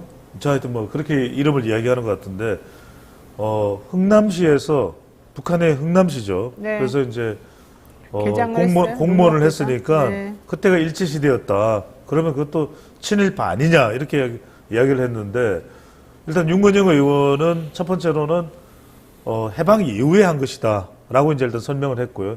그건 뭐 이제 확인해 보면 두 번째는 이거죠. 그렇게 따지면 식민지 시대에 한반도에 살았던 사람이 다 친일파죠. 그렇잖아요. 한반도에 살았던 사람이 다 친일파잖아요. 독립운동 안 했으면 다 그렇게 따지면. 다 친일파죠. 네네. 그렇게 따지면. 그래서 그렇게 학대 해석을 할 일은 아닌 거죠. 문용영님은 1920년 10월 4일에 태어나서 1978년 4월 7일에 돌아가셨고요. 대한민국 제19대 대통령이었던 문재인 전 대통령의 부친입니다. 자, 근데 계속해서 이제 그 농업개장 했던 것을 가지고 논란을 자꾸 일으키고 있는 것 그런 같습니다. 조사는 또 언제 그렇게 또 했대요?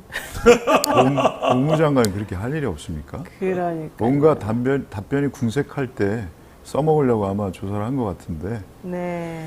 너무 유치하지 않습니까? 일국의 장관이. 네. 참. 근데 이제 거기서 분명하게 알 수 있는 거는 지금 윤석열 정부의 이 이념, 철학이 반공반문이라는 걸 알 수가 있는 거죠. 그러니까요. 반공반문 친일 뭐 이렇게 네. 된다고 봐야죠.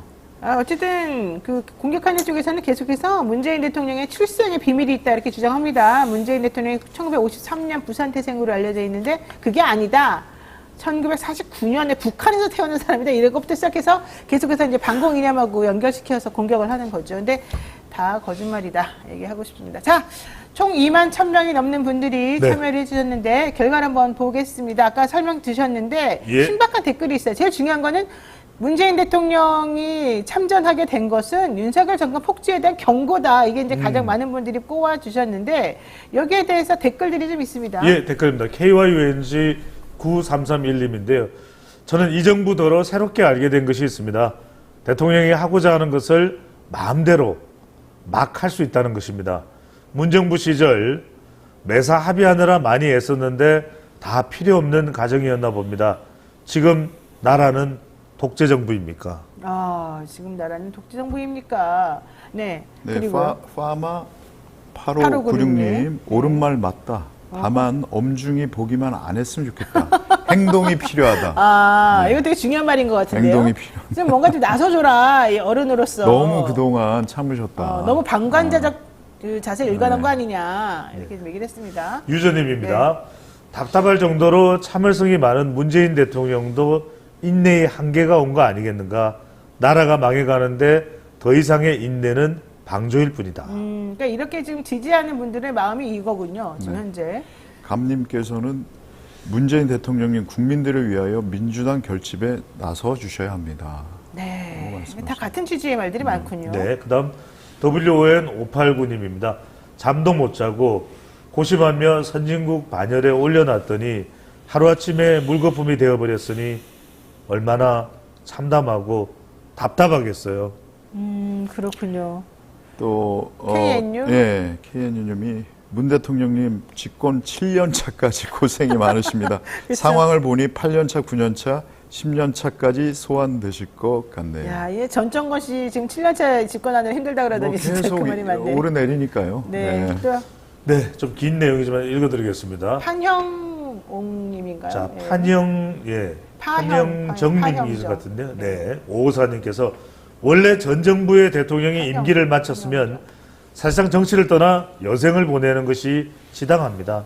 어차피 국민의 선택한 차기 정부의 대통령이 알아서 할 것이라는 믿음 때문이라도 말입니다. 그런데 지금 현 정부가 하는 것을 보면 전 정부 대통령이 아니라 그 하랩이라도 가만히 두고 볼 수 없을 겁니다. 오죽 못나고 못하면 두문불출하며 조용히 살고자 하시는 문재인 전 대통령께서 쓴소리를 하실까요? 네. 사실 전 정부 힘들게 내가 마쳤고 이제 좀 조용히 살고 싶다. 이게 문재인 대통령의 얘기였는데 가만히 놔두지를 않는다. 놔두질 않죠. 네, 노무현 놔두질 대통령도 않는다. 그랬어요. 노무현 대통령도 낙향에서 사시지 않았습니까? 네. 농사 짓고. 자, 그럼 앞으로 계속해서 문재인 대통령이 또 한마디씩 필요할 때마다 언급을 하시고 발언을 하실까요? 하셔야 된다고 봅니다. 하셔야 이렇게 된다? 중요한, 아까도 말씀드렸다시피 국가의 근본을 흔드는 선을 넘는 그런 일이 있을 때는 당연히 하셔야죠. 네. 나라 걱정을 위해서라도. 근데 저는 조금 생각이 다른데 네. 왜냐하면 이게 오히려 윤석열 정부가 바라는 바일 수도 있을 것 같아요. 왜냐하면 문재인 전 대통령이 뭐라도 언급하면 또 부친 이야기 하죠. 반공으로 연결시키죠. 그래서 전선을 더 확대하는. 그래서 문재인 전 대통령이 또 흠집 내기를 하고 저는 그래서 뭐 방법이 있으면 뭔가 좀 피해가라는 이야기는 아니지만 굳이 정면 충돌하면 그게 오히려 의도에 말리는 것 아닌가 그런 생각도 듭니다. 근데 배 소장 말씀도 일리는 있긴 있습니다만 네. 이게 그렇게 너무 정치공학적으로 이거는 나라에 대한 부분이에요.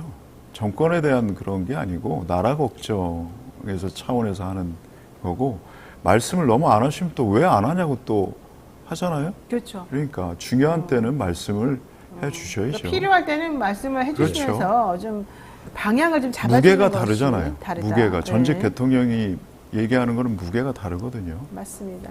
네, 자 저희가 오늘 준비한 내용 여기까지이고요. 배 소장님 아까 말씀하시려다가 제가 네. 잠깐 멈췄는데 뭐죠? 예. 오늘까지 저는 이제 출연입니다. 아이고 너무 머니나. 아쉽고요. 네, 너무 아쉽네요. 근데 이제 화요일 날 이제 편성이 돼서 여론조사는 또 시의성이 중요하기 때문에 또 그 날짜를 금요일 날 수는 없고. 그렇죠. 불가피한 상황이고 네. 그래서 그동안 많이 또 아껴주시고 부족한데도 이해해 주시고 또 시청해 주신 분들께 너무 감사드리고요. 좋은 기회를 주신 우리 뉴스토마토 또 미디어토마토 이성영 본부장님 그리고 제가 늘 한결같이 함께 호흡하고 방송했던 우리 노영희 네. 누님 감사드리고 또 여러분들이 또 통통국밥도 더 사랑해 주시고 이 통통 네, 세제, 주방세제. 주방세제도 더 네. 많이 사랑해서 네. 우리 방송이 잘 될 수 있도록 많이 도와주시면 좋겠습니다. 저는 맞습니다. 뭐 한 말씀만 드리고 싶습니다. 사랑합니다. 아, 고맙습니다. 사실 우리 배 소장님은 우리 방송 초창기부터 네. 지금까지 정말 핵심 멤버여서 이렇게 헤어질 날이 올 줄은 몰랐는데. 말씀을 좀 보태자면 네. 그동안 너무 고생을 많이 하셨고 맞아요. 이번에 배 소장님이 어쩔 수 없이 관두시는 거는 저희가 쫓아내는 게 아니고 예. 이 저희 그 쇼미더 민심 시간이 화요일로 옮깁니다. 여론조사가 주말에 옮김에 그렇죠. 따라서. 네네. 근데 화요일 날 스케줄이 너무 바쁘셔가지고 저희가 모실 수가 없었고 네. 어쩔 수 없이 불가피하게 이렇게 됐다는 점을 시청자 여러분께서 쫓겨나는 게 아닙니다. 당연하죠. 아니, 사실 저는 배 소장님하고 저는 호흡- 잡았습니다. 네, 호흡을 워낙 많이 맞췄고 네, 예. 이분이 참 방송을 잘하시기도 네, 하고 네. 아유, 그다음에 이제 우리 시각이 조금 이렇게 좀 갈라 그러면 또 좀 잡아주기도 하고 이게 되게 중요한 역할을 했기 때문에 균형추 면에서도 꼭 필요하신 분인데 저희가 이제 이 편성 때문에 어쩔 수 네. 없는 그런 좀 부분이 있었다는 거 양해의 말씀을 좀 부탁을 드리겠습니다. 배 소장님 좋아하는 분들이 너무 많은데 어쨌든 그분들 걱정하지 마십시오. 또 금방 또 다른 코너로 만들어가지고 저희가 또 모실 수도 있고 가끔씩 자주 이제 출연을 예, 해주실 거예요. 자주 오겠습니다. 네, 자 제가 그래서요 감사의 뜻으로 꽃다발을 준비했습니다. 네, 아이고, 오! 아유, 감사합니다. 야 꽃이 예쁘네요. 감사합니다. 네. 네네. 제가 꽃보다 남자. 그러네. 네, 자 꽃보다 남자 배 소장님. 너무 감사드리고 네. 파이팅 하겠습니다. 네, 고맙습니다. 고맙습니다. 자, 여러분, 우리도 여기까지 정리하고 또 다음 주 월요일에 만나야 될 것 같습니다. 두 분 오늘 말씀 고맙습니다. 감사합니다. 네, 저도 월요일에 뵐게요. 안녕.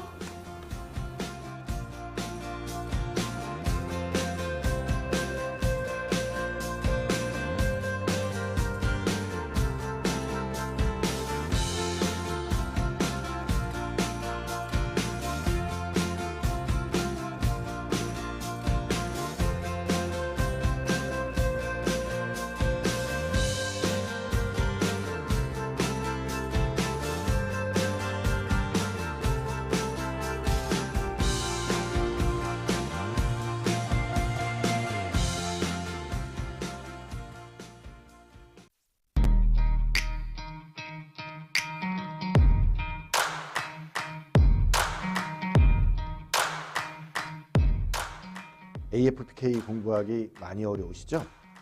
저의 16년의 노하우가 담긴 합격 비기로 여러분을 합격의 전당으로 확실하게 이끌어 드리겠습니다.